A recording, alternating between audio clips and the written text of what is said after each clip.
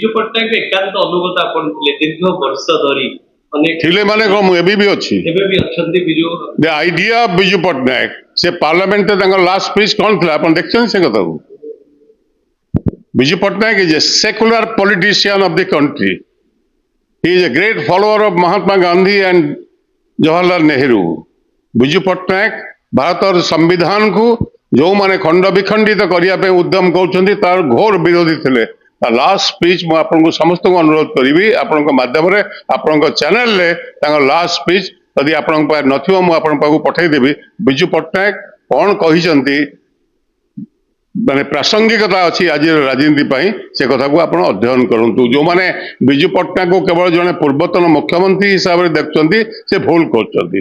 ବିଜୁ ପଟ୍ଟନାୟକର ଅବଦାନ ସମ୍ପର୍କରେ ଏବଂ ରାଜନୀତିକ ପ୍ରତିବद्धତା ସମ୍ପର୍କରେ ଯଦି କେହି ନ ଜାଣିଛି ତାହେଲେ ମୁଁ ତାଙ୍କୁ କହିବି ସେ ବିଜୁ ପଟ୍ଟନାୟକ ବିଷୟରେ କିଛି ଜାଣନ୍ତି। ବିଜୁ ଲିଗାସିକୁ ନେଇକି ନୂଆ ବିଜୁ ଲିଗାସି ବୋଇଲେ କଣ?